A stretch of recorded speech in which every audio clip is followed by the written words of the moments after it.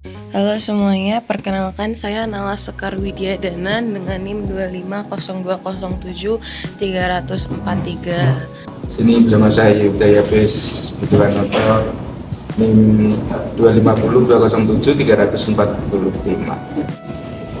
Hai, perkenalkan nama saya Hendrika Ingrid Yuriska dengan NIM 25020730044. Dan hari ini saya, Nala, dan juga rekan saya Yehuda akan observasi.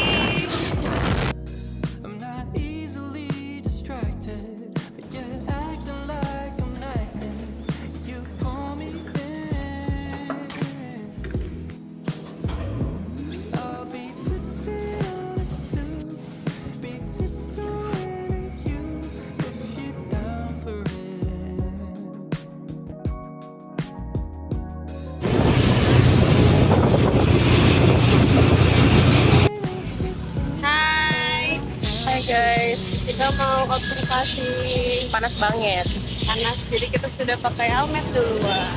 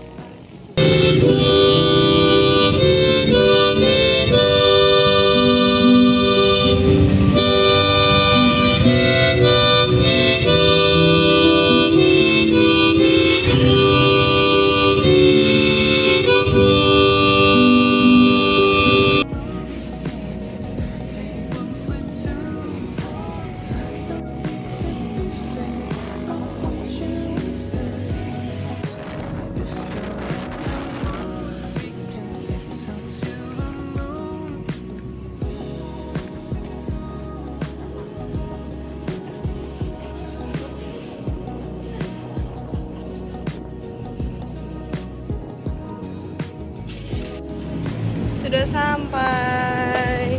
Lumayan jauh ya perjalanannya karena banyak lampu merah.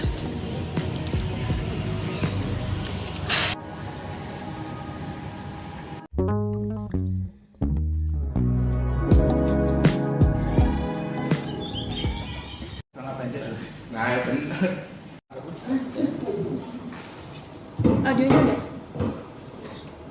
Udah direkam nih.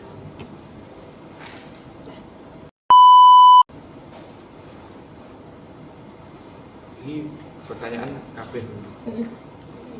Awal lagi mah 30.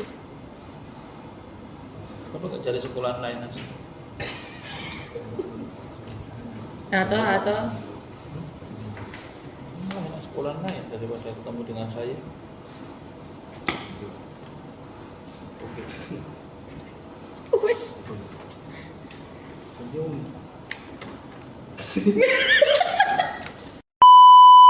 Selamat siang teman-teman pemirsa di rumah. Oke, di sini saya berada di sekolah menengah musik dan dengan narasumber yang yang sudah hadir pada siang hari ini bersama Bapak Wahyu. Ya, perkenalkan. Perkenalkan, nama saya Wahyu.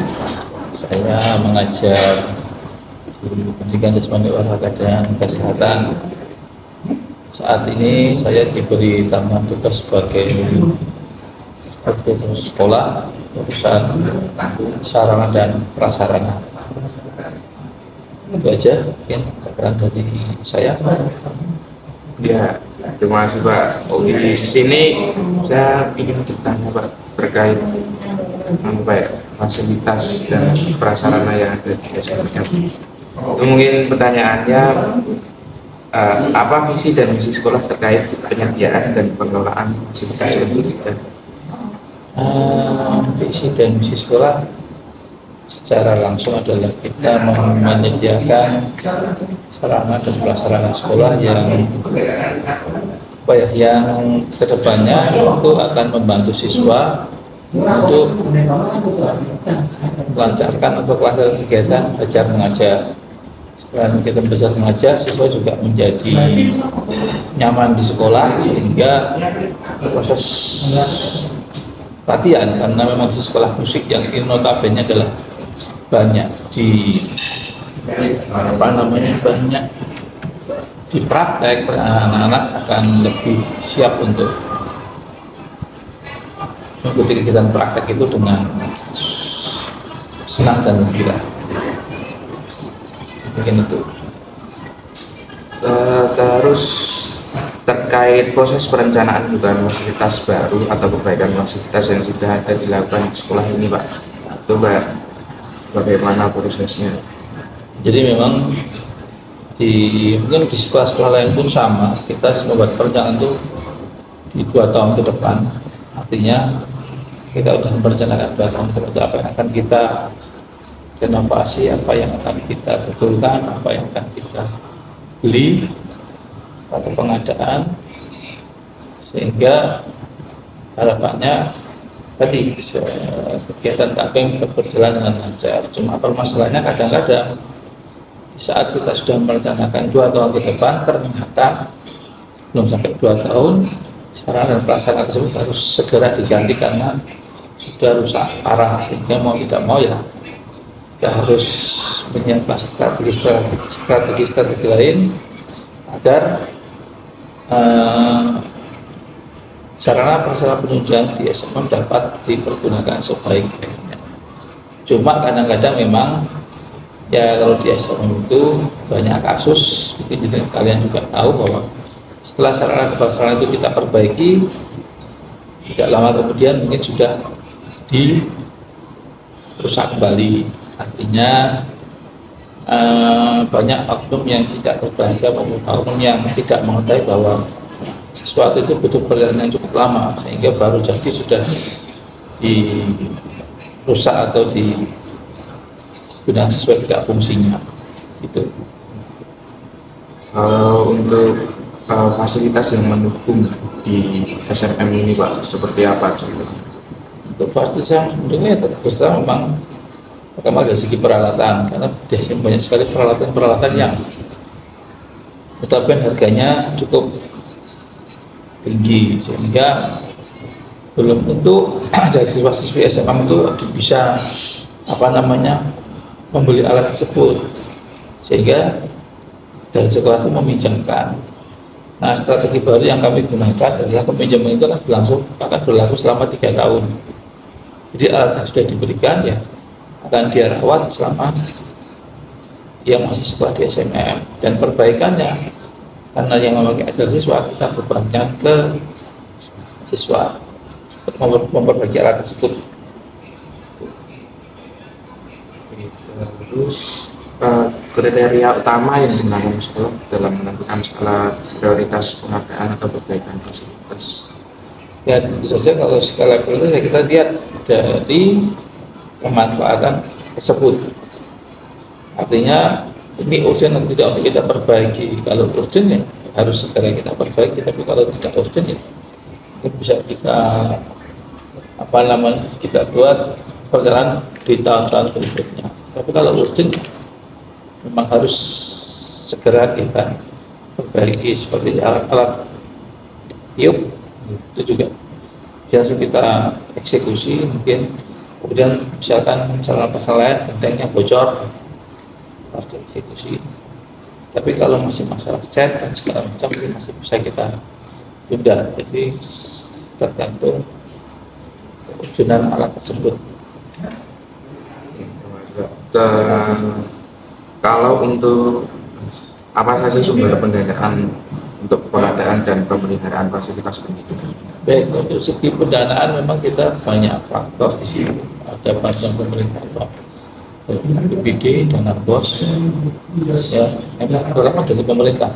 Karena perkara itu ya dari pemerintah itu. Tapi kalau yang urgent biasanya ya kita pakai dana komite. Dana komite itu banyak begini, dana yang diberikan oleh siswa baru demi pengajaran kegiatan tersebut. Jadi walaupun siswa baru itu dia juga memberikan dana misalkan untuk GTT yang notabene tidak ada penganggaran di APBD maupun BOS, di sebagian sisanya kita pakai untuk perawatan alat-alat tersebut seperti itu.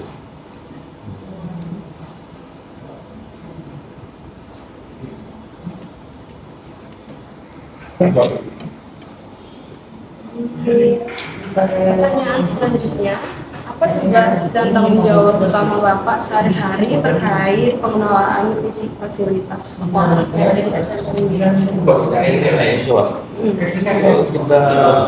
Kalau dari struktur ataupun yang pada kita adalah sebagai wakil sapras, ya sarana prasarana apapun yang berkaitan dengan sarana prasarana baik itu gedung, bangunan, jalan maupun mungkin alat itu yang memang tanggung jawab sebagai sarana dan prasarana di situ. Jadi ada kerusakan, ada apa dan itu bawah sarana prasarana itu ada namanya rumah tanggaan, itu kita indik.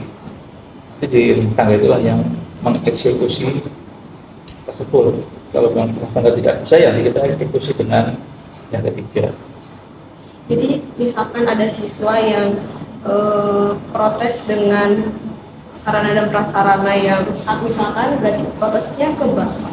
Kalau bisa langsung ke Bapak.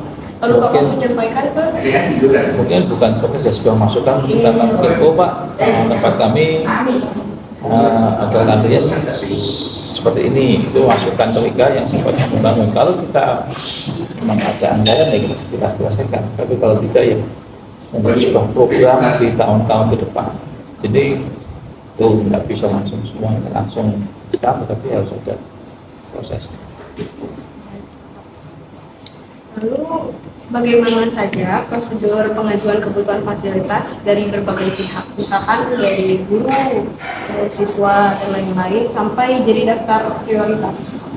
Jadi memang di setiap tahun itu kita ada masukan dari apa namanya, misalkan bagian rumah tangga dia butuh apa, dia butuh tempat sampah, dia butuh misalkan sulai, butuh apa namanya sapu, itu di lini yang di bawah sapra itu mereka sudah apa yang mereka butuhkan sudah mereka siapkan. Seperti di TI saya butuh komputer dan mereka komputer, saya butuh kabel dan segala macam, mereka sudah ditanyakan untuk tiap tahunnya mereka butuh apa aja. Jadi dan silakan ke masing-masing di lini bawah. Lalu siapa saja yang dapat terlibat dalam sebuah rapat atau proses penetapan skala prioritas pengadaan fasilitas? Kalau yang terlibat itu ya memang di struktur ya, struktur inti itu ada kepala sekolah, ada wakil-wakil, kemudian ada dari teknik selaku bendahara, itu yang kita harapkan di situ. Selanjutnya kita juga masukkan usulan kita sama dari bendahara yang oh ini bisa atau tidak, ini iya atau tidak, bisa tidak, iya atau tidak, anggarannya ada atau tidak, bisa kita lakukan atau tidak. Nanti di bendahara yang apa namanya akomodir, dia yang menyiapkan, oh ini bisa, ini tidak, seperti itu. Staf inti saja dan kepala Staf sekolah. dan kepala sekolah, walaupun itu masukannya nanti dari seluruh warga sekolah. Oh iya. Bagaimana alur pengelolaan dana yang spesifik dialokasikan untuk sarana dan prasarana? Yang spesifik itu saya katakan di awal bahwa kita mayoritas dana bantuan dari pemerintah, baik APBD maupun APBD 1 atau APBD 2. Intinya gini, intinya kita yang sudah merencanakan itu dulu, kita mau perbaikan apa. Wah, kadang-kadang gini, kalau itu urgent bisa aja kita perbaikan, kita selesaikan. Ya. Oke.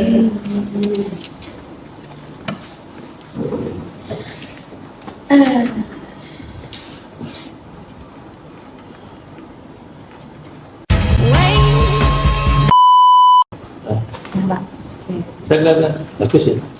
Bagus kelihatan. Oh, iya. Bagus, bagus. Tapi saya jelek Terima kasih Pak. sama.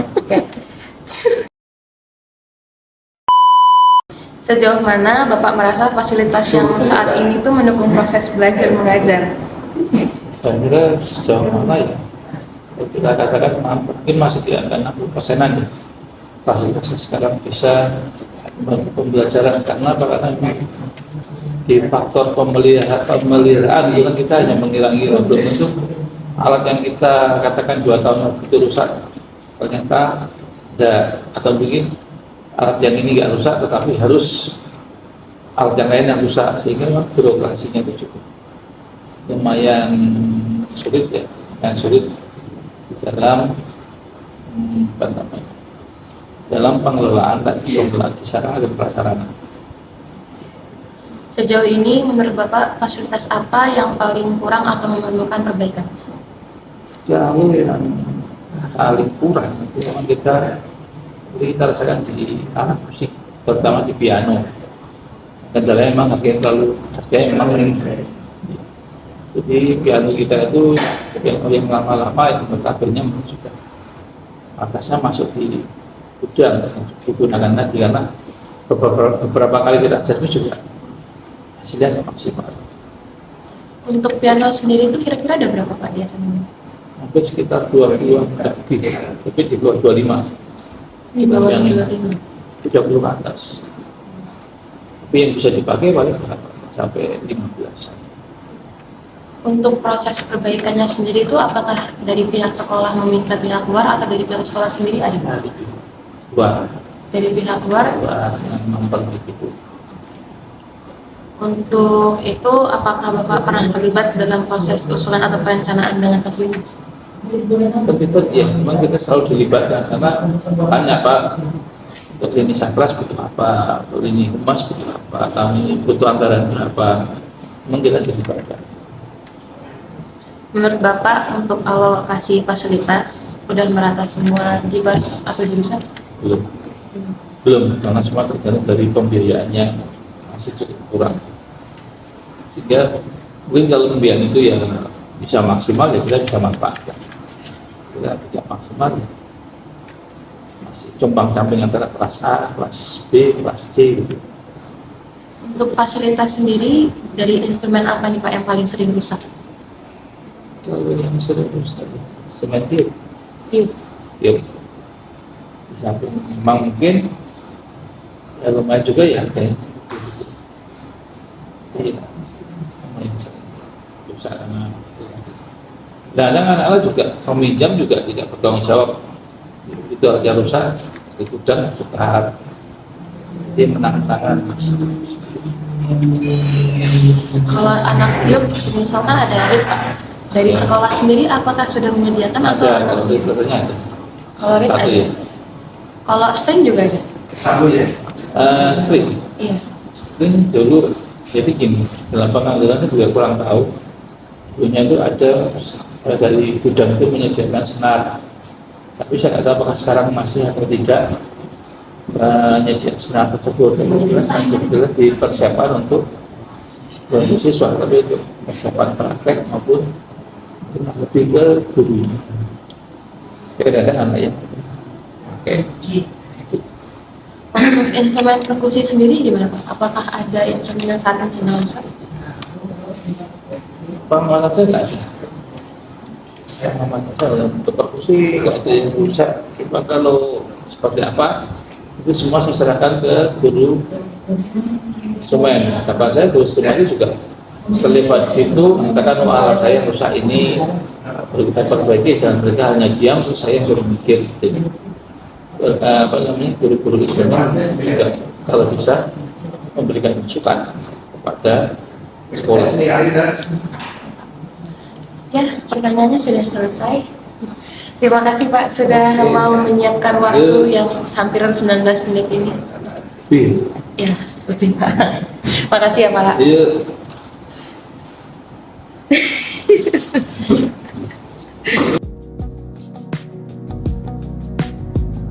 Oke teman-teman, jadi di SMM Yogyakarta ini setiap instrumen memiliki ruang prakteknya masing-masing. Seperti berikut, ada ruang praktek gitar yang sedang menjalankan kegiatan belajar mengajar. Ada juga ruang praktek piano. Dan di sini kita masuk ke dalam ruang praktek string atau seperti biola, cello, viola, dan juga kontrabas. Lalu kita lanjut ke ruang praktek tiup. Di sini ada teman-teman yang sedang melaksanakan kegiatan belajar mengajar dan teman-teman instrumen perkusi yang sedang latihan.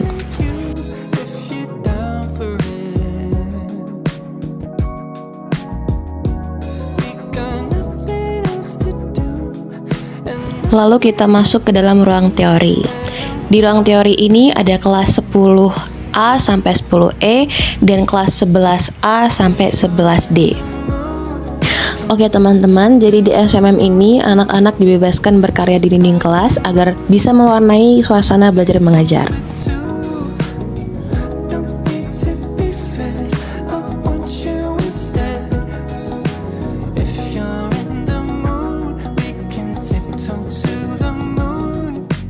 Di sini juga ada lapangan untuk biasanya upacara dan olahraga basket. Lalu ada lobi yang dimuat dengan resepsionis dan juga tempat duduk tunggu. Dan ada ruang auditorium di mana konser dan juga latihan orkes biasanya dilaksanakan. Dan yang terakhir ada kantin.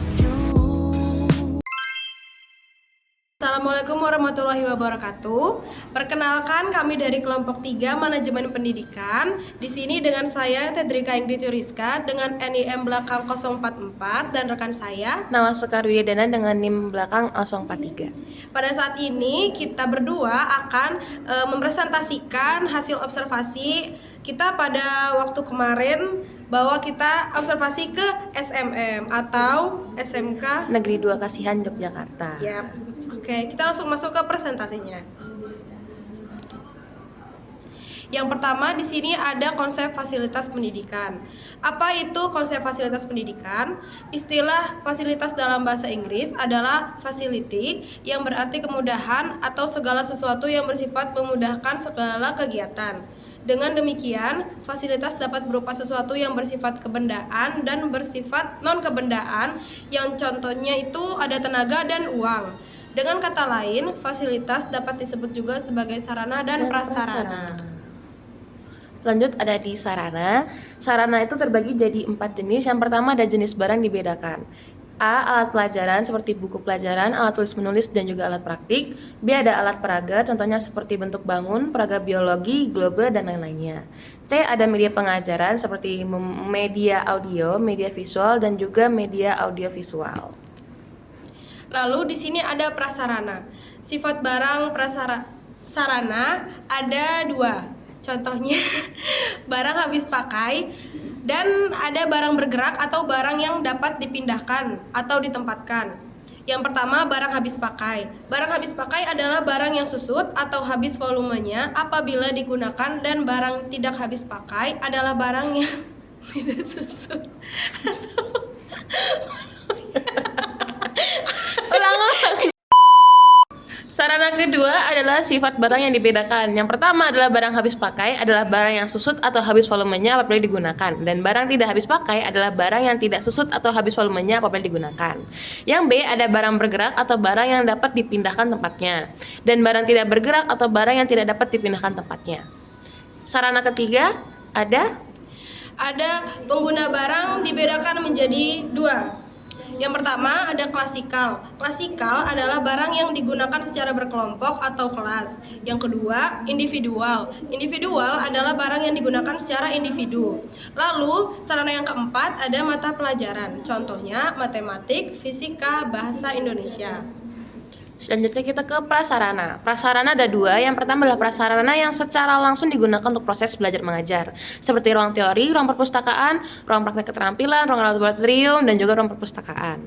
Kedua, ada prasarana yang keberadaannya tidak digunakan untuk proses belajar mengajar, tetapi secara langsung sangat menunjang terjadinya proses belajar mengajar. Contohnya seperti ruang guru, ruang kepala sekolah, ruang kantor, kamar kecil, dan kantin sekolah.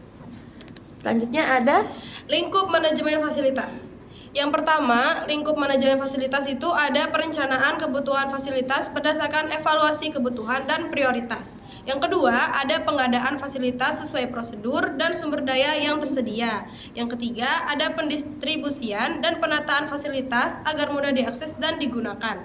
Yang keempat, ada inventarisasi untuk memantau kesediaan dan kondisi fasilitas. Oke. Lanjut kita ke prinsip pemanfaatan fasilitas. Ada dua. Yang pertama adalah Yang pertama adalah efektivitas, mempercepat dan menunjang proses pembelajaran. Yang kedua adalah efisiensi, yang artinya hemat dan hati-hati dalam penggunaan sumber daya.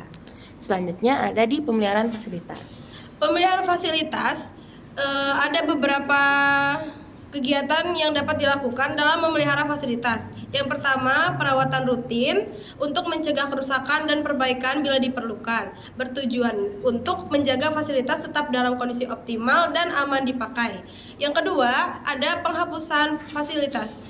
Penghapusan fasilitas dilakukan jika fasilitas sudah tidak layak pakai atau rusak permanen melalui prosedur inventarisasi, usulan, pemeriksaan, dan pelaksanaan penghapusan atau pemusnahan atau lelang. Oke, kita lanjut ke manfaat manajemen fasilitas yang baik. Itu ada tiga. Yang pertama adalah mendukung kelancaran dan kualitas proses pendidikan. Kedua adalah